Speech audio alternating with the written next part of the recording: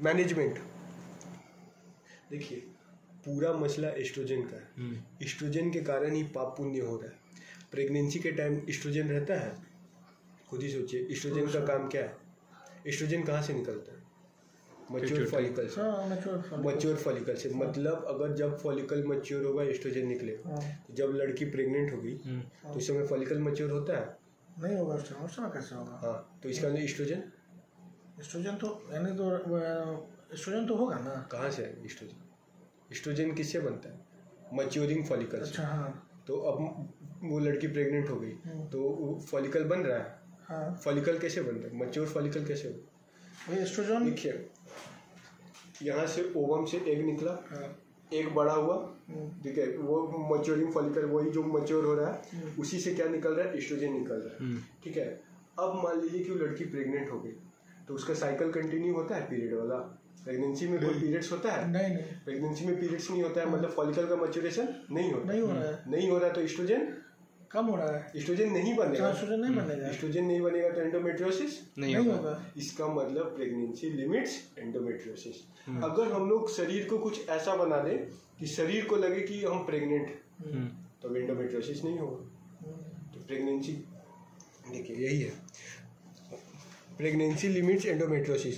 तो अगर जिसका फैमिली कंप्लीट है ना उसको हम क्या करते हैं पता है? कुछ नहीं करते हैं। OCP आता है ना, 21 टैबलेट वाला, उसको 4 पैकेट दे देते हैं, बोलते हैं भाई आप खाइए। तो 21 चौके 84 होता है, 84 दिन तक लगातार टैबलेट खाएगी। ठीक है, तो क्या होगा कि एस्ट्रोजन प्रोजेस्टेरोन कुछ भी नहीं होगा, मतलब साइकिल नहीं होगा। ठीक है, मतलब मैच्योरेशन ऑफ फॉलिकल कुछ भी नहीं होगा। अब 3 महीना बाद छोड़ेगी तो ब्लीडिंग हो जाएगा, फिर 3 महीना का फिर टैबलेट दे देंगे, फिर खाएगी, फिर ब्लीडिंग हो जाएगी, फिर 3 महीना छोड़ेगी, फिर ब्लीडिंग हो जाएगा। समझे? मिला जुला कि ये है कि अगर वो लड़की प्रेग्नेंट हो गई तो बच जाएंगे हम उसको ब्लीडिंग से। तो अब देखिए सर्जरी में क्या करेंगे? अगर उसका मान लीजिए कि कंप्लीट हो गया है, बच्चा उच्चा हो गया तो यूट्रस काट के हटाओ, टेंशन खत्म। Hysterectomy is family is complete. Adhesion के लिए जो एडेजन हुआ था पीछे ग्लू चिपका था उसको हम लोग करेंगे एडिजियोलाइसिस। क्या करेंगे? Cystectomy for chocolate cyst. क्या करेंगे? सिस्ट काट, जो सिस्ट बना है उसको काट के हटा देंगे। और वही ablation for deposit using laser या थर्मल है, मतलब वो जो सिस्ट के ऊपर डिपॉजिट हो उसको एब्लेजन करके हटा देंगे। ये हुआ आपका सर्जिकल ट्रीटमेंट। मेडिकल ट्रीटमेंट 2 डाई से याद करेंगे। डैनेजॉल देंगे। डैनेजॉल क्या होता है? हम प्रॉब्लम एस्ट्रोजन है ना, तो हम लोग कुछ ऐसा दवाई देंगे जो एंटी एस्ट्रोजेनिक हो। एंटी एस्ट्रोजेनिक क्या होगा? एस्ट्रोजन का उल्टा क्या है? आदमी। औरत का उल्टा आदमी। आदमी में एंड्रोजन होता है, तो हम लोग एक दवाई देंगे डैनेजोल। वो क्या होता है? एंड्रोजन होता है। Anti oestrogenic so stops the formation of endometrium. अब जिसका जो आदमी को एंडोमेट्रियम तो बनता नहीं है एंड्रोजन से, तो साइड इफेक्ट क्या होगा? आदमी औरत का मर्दाना होगा, हिर्सुटिज्म, ब्रेस्ट एट्रोफी मतलब ब्रेस्ट छोटा हो जाएगा, हॉर्सनेस ऑफ वॉइस आदमी जैसा, क्लिटरोमेगली क्लिटोरिस बड़ा हो जाएगा, हिर्सुटी। और इन तीनों को मिला के हम लोग बोलते हैं विरिलाइजेशन। क्या बोलते हैं? विरिलाइजेशन और हिर्सुटिज्म दोनों होता है औरत का मर्दाना होना। लेकिन दोनों में डिफरेंस क्या है? हिर्सुटिज्म में जो होता है वो रिवर्सिबल कंडीशन है और विरिलाइजेशन इरिवर्सिबल कंडीशन है। अगर क्लिटरोमेगली हो गया तो बड़ा ही रहेगा, ब्रेस्ट एट्रोफी हो गया तो दोबारा बड़ा नहीं होगा, हॉर्सनेस ऑफ वॉइस हो गया तो खत्म का। हिर्सुटिज्म में कुछ नहीं होता है, वो होता है एक्सिलरी हेयर्स, मतलब इधर उधर बाल बड़ा हो जाएगा, मतलब नहीं होता है औरत का दाढ़ी उड़ गया हल्का फुल्का आ जाएगा, तो वो रिवर्सिबल है। तो इसको हम लोग जैसे ही हम लोग डैनेजॉल खिलाना शुरू करते हैं तो इसका साइड इफेक्ट है, तो कब रोकेंगे? जैसे ही उसका हॉर्सनेस ऑफ वॉइस आया तुरंत रोक देंगे, और डैनेजॉल हम आपको नहीं खिला सकते। ठीक है। दूसरा होता है OCP। अब क्या करते हैं? OCP में होता है एस्ट्रोजन। अब हम बोले कि एस्ट्रोजन प्रॉब्लम है, हम एस्ट्रोजन ही देंगे तो और दिक्कत का बात नहीं है।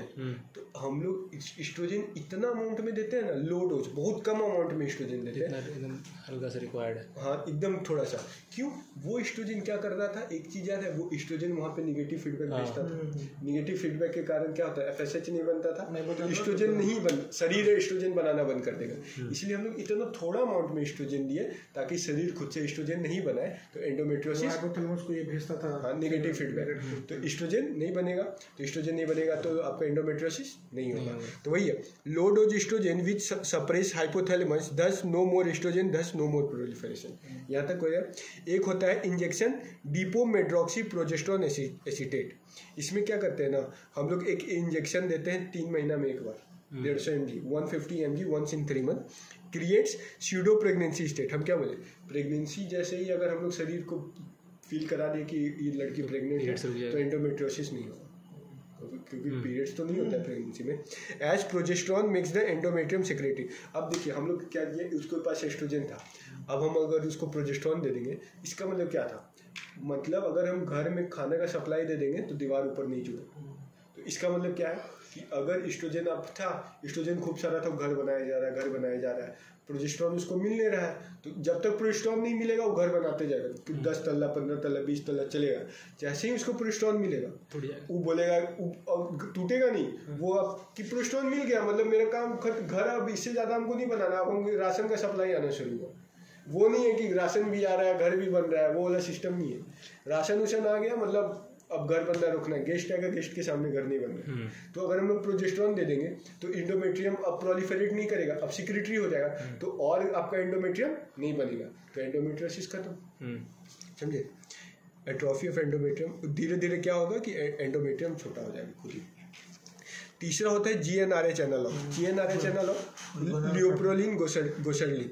ये क्या GnRH एनालॉग था, वो क्या था, हाइपोथैलेमस से पिट्यूटरी को सिग्नल भेजता था पल्सेटाइल मैनर में, जिसके कारण वो लगातार ईस्ट्रोजन बनाएगा। अब हम लोग डायरेक्ट ईस्ट्रोजन दे देंगे, डायरेक्ट GnRH दे देंगे तो वो आपका क्या करेगा, FSH नहीं बनाएगा। FSH नहीं बनाएगा तो आपका ईस्ट्रोजन नहीं बनेगा। वो वाला याद है, पीछे भी पड़े थे पल्सेटाइल वाला, याद है। तो अब ईस्ट्रोजन नहीं बना, हो गया मेरा काम, फिर ईस्ट्रोजन नहीं बना। अब क्या है कि देखिए, अगर हम लोग यही चीज़ बता रहे थे कि अगर हम लोग 6 महीना से ज़्यादा ही दवाई देंगे ना तो ये क्या होगा, ईस्ट्रोजन नहीं बनने देगा। ठीक है, क्या किया, ईस्ट्रोजन मिला जुला के नहीं बने। अब लगातार 6 महीने देंगे तो ईस्ट्रोजन के हेल्प से हड्डी बनता था, और ईस्ट्रोजन का कोई हेल्प नहीं चाहिए हड्डी टूटने के लिए। तो अब ईस्ट्रोजन नहीं बनेगा तो हड्डी कमजोर हो जाएगा। तो हम बोले कि भाई तो गलत हो गया, तो क्या किया जाए, बोले कि कोई ऐसा दवाई ईस्ट्रोजन नहीं है कि जो हड्डी पे काम करे और यूट्रस पे काम नहीं करे। ऐसा दवाई हो जाता तो मजा ही आ जाता। कि बोले प्रॉब्लम ईस्ट्रोजन यूट्रस में है, हड्डी में तो नहीं है, हड्डी को तो ईस्ट्रोजन चाहिए। तो बोले कोई ऐसा दवाई बनाते हैं जो ईस्ट्रोजन जो है हड्डी पे काम करे और हड्डी बनाए, लेकिन यूट्रस पे काम करके एंडोमेट्रियोसिस नहीं करे। बोले ठीक है, हम ऐसा दवाई डेवलप करते हैं। तभी से आया सेलेक्टिव एस्ट्रोजन रिसेप्टर मॉड्यूलेटर। क्या है, सेलेक्टिव एस्ट्रोजन रिसेप्टर मॉड्यूलेटर, रेलॉक्सीफिन। दवाई का नाम है क्या है, रेलॉक्सीफिन। वो क्या करता है ना, आपका हड्डी में एस्ट्रोजेनिक है और यूट्रस में एंटी एस्ट्रोजन है। कितना सेक्सी दवाई है, हड्डी को बना रहा है और यूट्रस को बनने ही नहीं दे रहा है। यूट्रस से कोई मतलब नहीं उसका ही नहीं, यूट्रस को बर्बाद कर रहा है, मतलब एंडोमेट्रियम को बनने ही नहीं दे रहा है। वही है, तो एंडोमेट्रियोसिस खत्म हो गया। एक होता है एडिनोमाइसिस या एंडोमेट्रियोसिस इंटरना। देखिए ऐसे क्या था ना, आपका ब्लीडिंग क्या, एंडोमेट्रियोसिस कहाँ बन रहा था, बाहर बन रहा था कहीं यहाँ। अगर एंडोमेट्रियम तो यहाँ बनना चाहिए ना नॉर्मल, और एंडोमेट्रियोसिस में क्या था, यहाँ बन रहा था, इधर बन रहा था, कहीं कुछ बन। लेकिन अगर वो एंडोमेट्रियम अंदर बन गया ना, एंडोमेट्रियल इंट्रामूरल एरिया में, तो इसको बोलते हैं हम लोग एंडोमेट्रियोसिस इंटरना। एंडोमेट्रियोसिस हुआ और अंदर में हुआ, मतलब इंट्रामूरल एरिया में। Endometriosis within uterus in the muscle layer due to disruption of endometrial myometrial border. अरे क्यों होता है, अब ये ब्लड था, इसको तो टेक्निकली फैलोपियन ट्यूब का रास्ता पकड़ना था, लेकिन ये अंदर कैसे घुसा, अंदर तभी ना घुसेगा जब इसमें ब्रेक होगा। यहाँ पे मायोमेट्रियम था, यहाँ एंडोमेट्रियम था। अगर इसमें ब्रेक कब होगा, जब वो बहुत बार प्रेग्नेंट हुई होगी, तो ये वाला वॉल वीक हो गया होगा, वॉल वीक हो गया होगा तो छेद हो गया होगा, तो ब्लड यहाँ चल गया। यही तो डायग्नोसिस में फिर से सेम। ट्रीटमेंट में क्या है, एनसिड्स देंगे दर्द के लिए, वही COCP डायलेशन हिस्टेरेक्टोमी, सेम समझ आया।